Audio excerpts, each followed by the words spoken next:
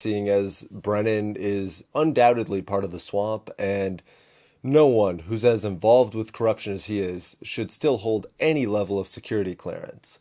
I've done numerous videos on Peter Strzok as well, so if you have any interest in those or you haven't seen them yet, they'll be linked below. But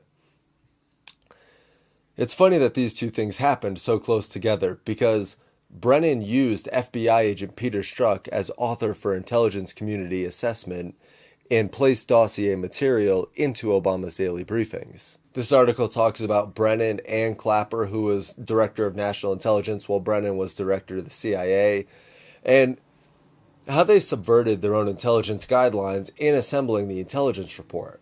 Strzok was placed between Brennan and Comey as a middleman between the agencies. And this was also used as a way around Comey at times just to keep his hands clean, really. A good example is how Strzok was able to place material directly into Obama's daily briefings. And Brennan also referred to Christopher Steele as a credible source when it came to the daily briefings. That was Christopher Steele who authored the Trump dossier.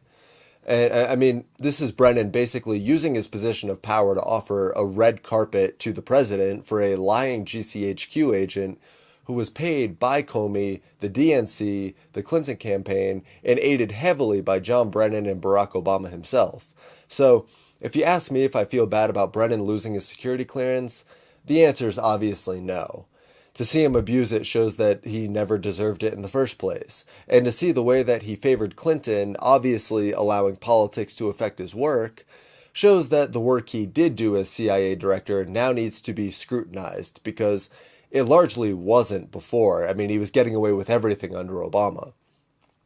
And in the official revocation of his security clearance, Trump cited Brennan lying and increasingly frenzied commentary, which is true. I mean, you can head over to Brennan's Twitter and see all kinds of crazy things that he says to rile up the opposition to Trump. In fact, he said, "To allies and friends, Trump is a temporary aberration. The America you once knew will return." And this was on June 10th, the same day the missile was fired just north of Whidbey Island. So, Brennan deserves to lose his security clearance, and his tactic on Twitter has been to revert to saying it's a crackdown on free speech and acting as if he's all oppressed, and it's really pretty pathetic. I mean, I'm sure he'll start a GoFundMe and rake in hundreds of thousands of dollars from ideologues with deep pockets, much like Peter Strzok has done. Now, Strzok was fired for sending anti-Trump text messages, but it's really more than that. I mean, he was fired for having an obvious political bias that clearly affected his work.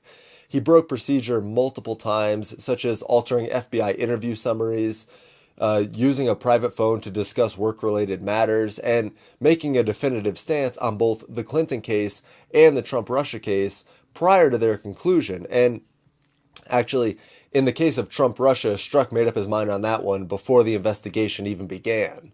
So I don't feel bad about Strzok being fired. It's amazing to me he was just shifted around the FBI after the text message scandal hit the mainstream. I mean, it wasn't even when Andrew McCabe knew about it. It was only when it hit the mainstream. So you know, Strzok wasn't shifted around because of the morality of the FBI. It was to save the waning bits of the public image that they were still trying to hold on to.